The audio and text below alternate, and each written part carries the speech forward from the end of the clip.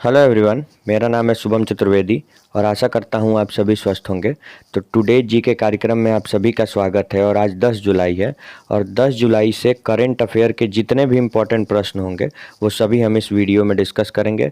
तो अगर आपने चैनल को सब्सक्राइब नहीं किया है तो सब्सक्राइब कर लें और नोटिफिकेशन ऑन कर लें ताकि वीडियो की अपडेट आपको मिलती रहे। और साथ ही साथ हम टेलीग्राम चैनल का लिंक भी दे देंगे। हमारे चैनल पर जितनी भी वीडियो है उन सब की PDF आप वहाँ से फ्री में डाउनलोड कर सकते हैं। चलिए, तो आज का पहला प्रश्न देखते हैं। तो हमारा जो पहला प्रश्न है, हाल ही में किस राज्य से GI प्राप्त भालिया गेहूं की पहली खेप की निर्यात की गई है। ये पूछ रहा है कि ये जो GI टैग जो होता है, GI टैग प्राप्त है इस भालिया गेहूं को, ये किस राज्य की है और मतलब इसकी जो ये किस राज्य से है जिसकी खेप की निर्यात की गई है। तो हमारा जो पहला ऑप्शन है पंजाब, दूसरा गुजरात, तीसरा मध्य प्रदेश और चौथा इनमें से कोई नहीं। तो इसका जो सही आंसर है वह है 2, ये गुजरात की है। तो हाल ही में जो GI टैग प्राप्त भालिया गेहूं है जिसकी निर्यात की गई है, इसका संबंध गुजरात से है, ये गुजरात की है। चलिए, अब इसके बारे में कुछ इंपॉर्टेंट पॉइंट देख लेते हैं। तो हाल ही में GI टैग प्राप्त भालिया गेहूं की पहली खेप श्रीलंका और केनिया, ये देश का नाम आप याद रखिएगा, श्रीलंका और केनिया में इसकी निर्यात की गई है। श्रीलंका और केनिया। और इस गेहूं में प्रोटीन की मात्रा बहुत ही प्रचुर मात्रा होती है, बहुत ही अधिक होती है। तो ये भालिया गेहूं है जिसे GI टैग, पहले तो ये याद रखिएगा, अगर पूछता है कि ये जो मतलब भालिया गेहूं है इसको GI टैग प्राप्त हुआ है कि नहीं, तो ये भालिया गेहूं को GI टैग प्राप्त हुआ है। ये गुजरात की है और इसे हाल ही में इसकी पहली खेप विदेश भेजी गई है जिसमें श्रीलंका और केनिया शामिल है। अब बात गुजरात की है, तो चलिए गुजरात के बारे में कुछ इंपॉर्टेंट चीज़ें देख लेते हैं। तो गुजरात की स्थापना 1 मई 1960 को हुई थी। गुजरात में जो कुल लोकसभा की सीटें हैं वो 26 हैं और गुजरात में जो विधानसभा की कुल सीटें हैं वो 32 हैं। गुजरात में कुल 33 ज़िले हैं और वो 33 ज़िले 7 मंडल में डिवाइड है, 7 मंडल में विभाजित है। गुजरात की राजधानी गांधीनगर। गुजरात में एक हाई कोर्ट है और एक रिजर्व बैंक ऑफ इंडिया है। मैं एक क्वेश्चन आपसे पूछूंगा, भारत में कौन सा ऐसा राज्य है जहाँ पे मतलब एकमात्र ऐसा राज्य है वो भारत का जहाँ पे 2 हाई कोर्ट और 2 रिजर्व बैंक ऑफ इंडिया है। इसका आंसर कमेंट बॉक्स में ज़रूर दीजिएगा। चलिए, गुजरात की सीमा 3 राज्यों से मिलती है और इसका जो तटीय क्षेत्र है वो अरब सागर से इसका तटीय क्षेत्र बनता है। गुजरात के पहले CM जीवराज नारायण मेहता, गुजरात के जो पहले मुख्यमंत्री थे वो जीवराज नारायण मेहता थे। गुजरात के पहले राज्यपाल मेहदी नवाज जून। गुजरात का सबसे बड़ा जिला कच्छ। आपको पता होगा कि जो भारत में जंगली गधे हैं वो सबसे ज़्यादा गुजरात के कच्छ में ही पाए जाते हैं। गुजरात का सबसे छोटा जिला डांग। गुजरात का पहला राष्ट्रीय पार्क गिर वन। गिर वन में एशियाई शेर पाए जाते हैं। जो एशियाटिक लॉयन होते हैं वो गुजरात के गिर वन में पाए जाते हैं और वहाँ पे जो गिर वन है उस गिर वन, पूरे गिर वन को ही राष्ट्रीय पार्क मतलब राष्ट्रीय उद्यान घोषित कर दिया गया है और ये गुजरात का पहला राष्ट्रीय उद्यान था। गुजरात का पहला पक्षी विहार केवलादेव या घाना पक्षी विहार। गुजरात में देखिए, जैसा कि मैं आपको हमेशा कहता हूं कि जो किसी भी राज्य की जो जनजातियां होती हैं वो परीक्षाओं के लिए बहुत ही महत्वपूर्ण होती हैं, क्योंकि लगभग हर परीक्षा में जनजातियों से एक आध प्रश्न पूछे जाते हैं। तो आप जितने भी राज्य हैं और वहाँ की जो महत्वपूर्ण जनजातियाँ हैं उन सबको आप याद रखिए। इसीलिए मैं जब भी किसी स्टेट के बारे में बताता हूँ तो उसमें जनजातियों को ज़रूर शामिल करता हूँ। तो गुजरात की जो प्रमुख जनजातियाँ हैं भील, बंजारा, डाफर, पटेलिया। गुजरात में बहने वाली नदियाँ तापी, नर्मदा, महिसागर। देखिए, एक चीज़ आपको और बताना चाहूँगा, एक आप ब्लैक पर्वत के बारे में जानते होंगे। पर्वत 4 प्रकार के होते हैं, तो जो अपशिष्ट पर्वत होते हैं और ब्लॉक पर्वत होते हैं। तो हमारे भारत में 2 नदियां ऐसी हैं जो ब्लॉक पर्वत का निर्माण करती हैं, ठीक, एक तापी नदी और एक नर्मदा नदी। जब नदियां बहती हैं तो वो जहाँ से बहती हैं वहाँ की मिट्टी को काटने लगती हैं। तो मिट्टी को काटते काटते नदियाँ तो नीचे चली जाती हैं, जैसे मान लीजिए ये नदी बह रही है तो ये मिट्टी को काटेगी और उसके बाद ये जो ऊपर उसके दोनों साइड का जो हिस्सा होगा वो तो ऊंचा रह जाएगा, लेकिन नदी जहाँ से बह रही है उसको काट देगी। तो वहाँ पे जो ऊंची जगह का निर्माण होता है उसे ब्लॉक पर्वत कहा जाता है। तो भारत में 2 नदियाँ ही सिर्फ ऐसी हैं जो ब्लॉक पर्वत का निर्माण करती हैं, नर्मदा नदी और तापी नदी। ठीक है, तो ये पॉइंट आप याद रखिएगा। चलिए, अब अगला प्रश्न देखते हैं। तो हमारा जो अगला प्रश्न है, हाल ही में हमारे विदेश मंत्री एस जयशंकर ने किस देश की 2 दिवसीय यात्रा पर गए हैं। जो हमारे विदेश, देखिए हमारे जो विदेश मंत्री हैं वो एस जयशंकर हैं, तो पहले तो आप नाम याद रखे रहिएगा। और ये पूछ रहा है कि हाल ही में ये किस देश की 2 दिवसीय यात्रा पर गए हैं। हमारा जो पहला ऑप्शन है म्यांमार, दूसरा कंबोडिया, तीसरा जॉर्जिया और चौथा इनमें से कोई नहीं। तो इसका जो सही आंसर है ऑप्शन 3 जॉर्जिया। इन्होंने हाल ही में 2 दिवसीय यात्रा पर गए हैं और ये जॉर्जिया की 2 दिवसीय यात्रा पर गए हैं। चलिए इसके बारे में कुछ इंपॉर्टेंट पॉइंट भी देख लेते हैं। तो हमारे जो विदेश मंत्री हैं एस जयशंकर, वो हाल ही में जॉर्जिया की 2 दिवसीय यात्रा पर गए हैं। चलिए अब अगला प्रश्न देखते हैं। तो हमारा जो अगला प्रश्न है, हाल ही में भारत का पहला समुद्री मध्यस्थता केंद्र कहाँ बनाया जाएगा। देखिए ये पॉइंट आप याद रखिएगा, भारत का पहला समुद्री मध्यस्थता केंद्र भारत में मध्य प्रदेश में कहाँ बनाया जा रहा है। ठीक है, ये पूछ रहा है कि मध्य प्रदेश में कहाँ बनाया जा रहा है। तो इसका जो ऑप्शन है, ये जो मध्य प्रदेश में नहीं बनाया जा रहा है, ये गुजरात में बनाया जा रहा है। तो जो ये पूछ रहा है कि हाल ही में भारत का पहला समुद्री मध्यस्थता केंद्र कहाँ बनाया जा रहा है। ऑप्शन ए पहला पुणे, ऑप्शन दूसरा गांधीनगर और ऑप्शन तीसरा अहमदाबाद। तो इसका जो सही आंसर है ऑप्शन 2 है गांधीनगर। गुजरात की राजधानी गांधीनगर में भारत का पहला समुद्री मध्यस्थता केंद्र बनाया जा रहा है। चलिए अब इसके बारे में कुछ इंपॉर्टेंट पॉइंट देख लेते हैं। तो हाल ही में गुजरात के गांधीनगर में भारत का पहला समुद्री मध्यस्थता केंद्र बनाया जाएगा। यह गुजरात मेरीटाइम यूनिवर्सिटी जो है, मेरीटाइम यूनिवर्सिटी है, उसके द्वारा ये बनाया जा रहा है। तो मेरीटाइम यूनिवर्सिटी आप याद रखिएगा और ये गुजरात के गांधीनगर में बनाया जा रहा है। चूँकि ये भारत का पहला समुद्री मध्यस्थता केंद्र है तो एग्ज़ाम पॉइंट ऑफ व्यू से ये महत्वपूर्ण हो जाता है, क्योंकि कुछ भी भारत में अगर पहला बनता है तो परीक्षाओं में अक्सर उससे प्रश्न पूछे जाते हैं। चलिए अब अगला प्रश्न देखते हैं। तो हमारा जो अगला प्रश्न है, हाल ही में मध्य प्रदेश में राष्ट्रीय मानसिक स्वास्थ्य और अनुसंधान संस्थान कहाँ बनाया जा रहा है। तो ये बात हो रही है जो राष्ट्रीय मतलब मानसिक संबंधित जो विकार होते हैं उसके स्वास्थ्य के लिए एक अनुसंधान संस्थान बनाया जा रहा है। तो यही पूछ रहा है कि ये मध्य प्रदेश में कहाँ बनाया जा रहा है। हमारा जो पहला ऑप्शन है इंदौर, दूसरा सीहोर, तीसरा शिमोगा और चौथा इनमें से कोई नहीं। तो इसका जो सही आंसर है सीहोर। मध्य प्रदेश के सीहोर में भारत का पहला ये जो राष्ट्रीय मानसिक स्वास्थ्य और अनुसंधान संस्थान बनाया जा रहा है। चलिए इसके बारे में कुछ इंपॉर्टेंट पॉइंट देख लेते हैं। तो हाल ही में मध्य प्रदेश के सीहोर में राष्ट्रीय स्वास्थ्य मानसिक अनुसंधान संस्थान बनाया जा रहा है। तो ये आप याद रखिएगा। चलिए अब बात मध्य प्रदेश की है तो मध्य प्रदेश के बारे में कुछ चीज़ें समझ लेते हैं। मध्य प्रदेश की स्थापना 1 नवंबर 1956 को हुई थी। मध्य प्रदेश में सर्वाधिक लोकसभा जो सीटें हैं वो 29 हैं और मध्य प्रदेश में जो विधानसभा की सीटें हैं वो 230 है। एक चीज़ आप और याद रखिएगा, अनुसूचित जनजातियों के लिए किसी राज्य में अगर सर्वाधिक लोकसभा में सर्वाधिक अगर सीटों की मतलब संख्या उनके लिए आरक्षित है तो वो मध्य प्रदेश है। तो ये पॉइंट आप याद रखिएगा। मध्य प्रदेश में कुल 52 जिले हैं और ये 10 मंडल में विभाजित है। मध्य प्रदेश की राजधानी भोपाल है। मध्य प्रदेश में 1 high court, 1 reserve bank of India है। मध्य प्रदेश कुल 5 राज्यों से सीमा बनाता है। एक चीज़ और याद रखिएगा, अपने भारत में सर्वाधिक नेशनल पार्क सबसे अधिक जो नेशनल पार्क हैं वो कहाँ हैं, तो वो मध्य प्रदेश में। ये पॉइंट आप याद रखिएगा। भारत में सर्वाधिक बाघ कहाँ हैं, तो मध्य प्रदेश में है, जिनकी संख्या 526 है। तो ये पॉइंट आप ये दोनों ही पॉइंट आप याद रखिएगा, इंपॉर्टेंट है। मध्य प्रदेश के पहले सीएम रविशंकर शुक्ल थे। मध्य प्रदेश के पहले राज्यपाल पट्टाभी सीतारमैया थे। मध्य प्रदेश का सबसे बड़ा जिला छिंदवाड़ा, सबसे छोटा जिला निवाड़ी। मध्य प्रदेश का पहला राष्ट्रीय उद्यान कौन सा है, तो कान्हा टाइगर रिजर्व। जैसा कि मैंने आपको बताया कि अपने भारत में सर्वाधिक राष्ट्रीय उद्यान अगर कहीं है तो मध्य प्रदेश में है। मध्य प्रदेश का पहला पक्षी विहार वन विहार, ये भोपाल, मध्य प्रदेश की राजधानी भोपाल में स्थित है। मध्य प्रदेश की प्रमुख जनजातियाँ, मैं हर बार आपसे कहता हूं कि जनजातियां बहुत ही इंपॉर्टेंट होती हैं और हर परीक्षा में इनसे प्रश्न पूछा जाता है।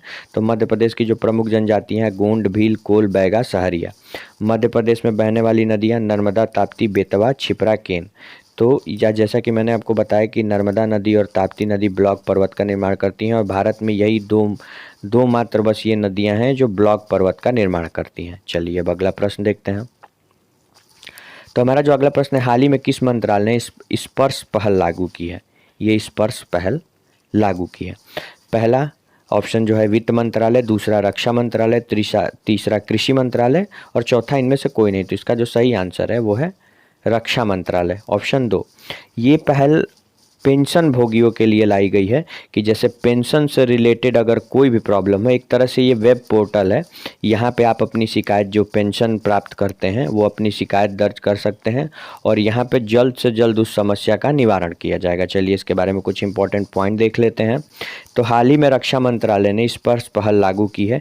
यह एक वेब पोर्टल है, इसमें पेंशन भोगियों के लिए किसी भी समस्या का समाधान किया जाएगा और जल्द से जल्द उसका निपटारा किया जाएगा। चलिए अब अगला प्रश्न देखते हैं। तो हाल ही में किस बीमा कंपनी ने व्यक्तिगत तत्काल वार्षिकी योजना सरल पेंशन योजना शुरू की है? ठीक है, ये पॉइंट आप याद रखिएगा। अभी हाल ही में तत्काल वार्षिकी के लिए ये जो नाम है सरल पेंशन योजना, ये नाम आप याद रखिएगा। तो ये पूछ रहा है कि ये किस बीमा कंपनी ने शुरू किया है। पहला ऑप्शन है बजाज एलियांज, दूसरा LIC, तीसरा भारतीय एक्सा और चौथा इनमें से कोई नहीं। तो इसका जो सही आंसर है ऑप्शन 2 है LIC। अभी हाल ही में LIC ने जो ये सरल योजना मतलब योजना जो है ये इसकी शुरुआत की है। अब बात LIC की है तो LIC के बारे में एक चीज़ जान लेते हैं। LIC की स्थापना कब हुई थी? तो 1956 में। ये ईयर आप याद रखिएगा, जरूरी है। चलिए अब इसके बारे में कुछ इंपॉर्टेंट पॉइंट देख लेते हैं। तो हाल ही में LIC ने व्यक्तिगत तत्काल वार्षिकी योजना, जिसका नाम सरल पेंशन योजना है, इसकी शुरुआत की है। LIC की स्थापना 1 सितंबर 1956 को हुई थी। कई बार LIC की स्थापना के बारे में पूछा गया है कि LIC की स्थापना किस वर्ष में हुई थी, तो ये आप याद रखिएगा। चलिए अब अगला प्रश्न देखते हैं। तो हमारा जो अगला प्रश्न है, हाल ही में किस कंपनी के CEO ने अपना इस्तीफा दिया है? अभी हाल ही में किस कंपनी के CEO ने अपना इस्तीफा दिया है? पहला ऑप्शन है भेल, दूसरा सेल, तीसरा ICC और चौथा इनमें से कोई नहीं। तो इसका जो सही आंसर है ऑप्शन 3, ठीक है, ICC। अभी ICC के जो CEO थे उन्होंने अपना इस्तीफा दिया है। अब ICC की स्थापना कब हुई थी? तो 1909 में। ICC की स्थापना 1909 में हुई थी। और जो फुटबॉल फेडरेशन है, फुटबॉल फेडरेशन की स्थापना कब हुई थी? तो 1904 में हुई थी। BCCI की स्थापना कब हुई थी? 1928 में हुई थी।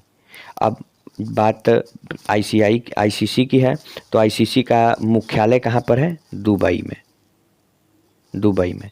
तो ये सारे ही पॉइंट आप याद रखिएगा। ICC की स्थापना 1909 में, फुटबॉल फेडरेशन की स्थापना 1904 में और BCCI की स्थापना 1928 में। अभी हाल में BCCI के अध्यक्ष कौन है? तो सौरभ गांगुली हैं। ये सारे पॉइंट आप याद रखिएगा। चलिए अब इसके बारे में कुछ इंपॉर्टेंट पॉइंट देख लेते हैं। तो हाल ही में ICC के जो CEO हैं इन्होंने अपना इस्तीफा दिया है। इनका नाम मनु साहनी था। ICC की स्थापना 1909 में हुई थी और इसका मुख्यालय दुबई में है और इसके जो अध्यक्ष हैं वो ग्रेग वार्कले हैं। ये नाम आप याद रखिएगा, ग्रेग वार्कले इसके अध्यक्ष हैं। और हाल ही में जो मनु साहनी थे ये इसके CEO थे जिन्होंने अभी अपना इस्तीफा दिया है। चलिए अब अगला प्रश्न देखते हैं। तो हाल ही में हमारा जो अगला प्रश्न है, हाल ही में टोनी क्रिस ने संन्यास लिया, वो किस खेल से संबंधित है? तो हमारा जो पहला ऑप्शन है हॉकी, दूसरा फुटबॉल, तीसरा बास्केटबॉल और चौथा इनमें से कोई नहीं। तो इसका जो सही आंसर है ऑप्शन 2 है फुटबॉल। ये जर्मनी के खिलाड़ी थे, इन्होंने हाल ही में संन्यास लिया है और ये इनका संबंध फुटबॉल से है। चलिए इसके बारे में कुछ इंपॉर्टेंट पॉइंट देख लेते हैं।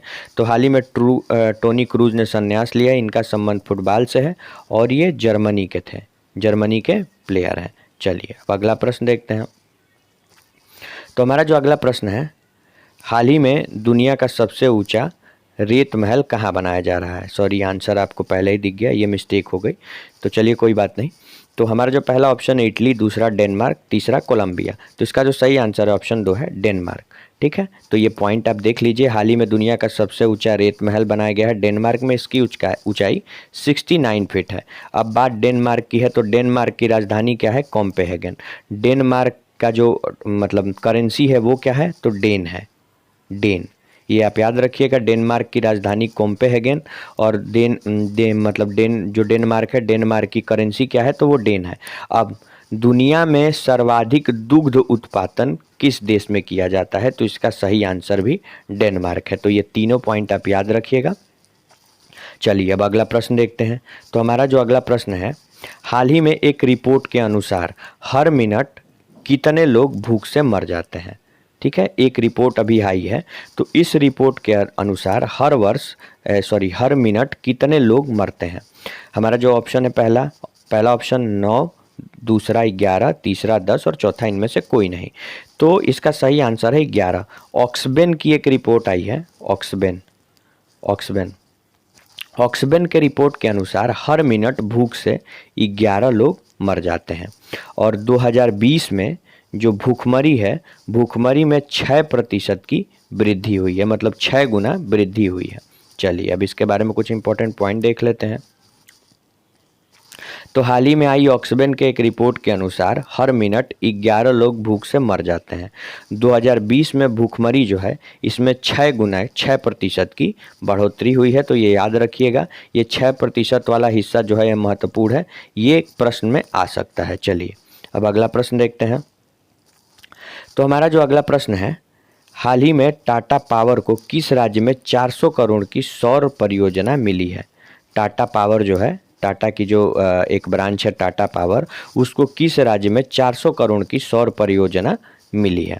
पहला ऑप्शन है राजस्थान, दूसरा केरल, तीसरा हरियाणा और चौथा इनमें से कोई नहीं। तो इसका जो सही आंसर है वो है केरल। केरल में अभी टाटा पावर को 400 करोड़ की सौर योजना की परियोजना मिली है। ठीक है, अब बात केरल की है, तो चलिए केरल के बारे में कुछ इंपॉर्टेंट पॉइंट देख लेते हैं। तो पहले तो ये देख लीजिए, जो ये इसका पॉइंट है, तो हाल ही में टाटा पावर को केरल में 400 करोड़ की परियोजना मिली है। चलिए अब अगला केरल के बारे में कुछ समझ लेते हैं। तो केरल की स्थापना कब हुई थी? 1 नवंबर 1956 को। केरल में लोकसभा की कुल कितने सीटें हैं? 20। केरल में विधानसभा की कुल कितने सीटें हैं? 140। केरल में 14 जिले हैं जो कि 3 मंडल में विभाजित हैं। केरल की राजधानी तिरुवनंतपुरम है। केरल 2 राज्यों से सीमा बनाता है और इसकी जो तटीय सीमा है वो अरब सागर से लगती है। केरल की जो तटीय सीमा है वो अरब सागर से लगती है। केरल के बारे में एक और चीज़ बताना चाहूँगा आपको कि वेम्बनाड झील और पुलिकट्टू झील ये दोनों ही केरल में है। और जो ये वेम्बनाड झील है, वेम्बनाड झील के बीच में ही एक वेलिंगटन द्वीप है जहाँ पे नौका रेस आपने देखी होगी, नौका रेस होता है। तो ये दोनों ही झीलों को आप याद रखिएगा और वेलिंगटन द्वीप के बारे में भी याद रखिएगा, प्रश्न में पूछा जाता है। केरल के पहले जो मुख्यमंत्री थे वो कौन थे? MS नंबूदरी-पाट। केरल के पहले राज्यपाल बरगुला रामाकृष्ण राव। केरल का सबसे बड़ा जिला पलक्कड़, सबसे छोटा जिला अलापुझा। केरल का पहला जो राष्ट्रीय पार्क है वो एराविकुलम राष्ट्रीय पार्क है। तो ये एराविकुलम राष्ट्रीय पार्क महत्वपूर्ण है, इसका नाम अक्सर पूछा जाता है कि ये कहाँ पर स्थित है, तो ये केरल में स्थित है। केरल का पहला पक्षी विहार कुमारकोम पक्षी विहार। और केरल की प्रमुख जनजातियां, मैं हर बार आपको बताता हूं कि हर राज्य की जो प्रमुख जनजातियां हैं वो एग्ज़ाम पॉइंट ऑफ व्यू से सबसे महत्वपूर्ण होती हैं, क्योंकि हर एग्ज़ाम में जनजातियों से एक आध प्रश्न पूछे जाते हैं। तो जो केरल की प्रमुख जनजातियां हैं कादर, उराली, मोपला, पनियान। केरल में बहने वाली नदियाँ काम्बिनी, कलकुंडी, चिन्नार और पेरियार। पेरियार वन्य जीव अभयारण्य पेरियार नदी के किनारे स्थित है केरल में, पेरियार वन्य जीव अभयारण्य। तो ये नाम भी आप याद रखिएगा। आज के वीडियो में बस इतना ही, और अगर वीडियो पसंद आई हो तो वीडियो को लाइक कर दें और चैनल को सब्सक्राइब कर दें और नोटिफिकेशन ऑन कर दें ताकि वीडियो की अपडेट आपको मिलती रहे। Thank you.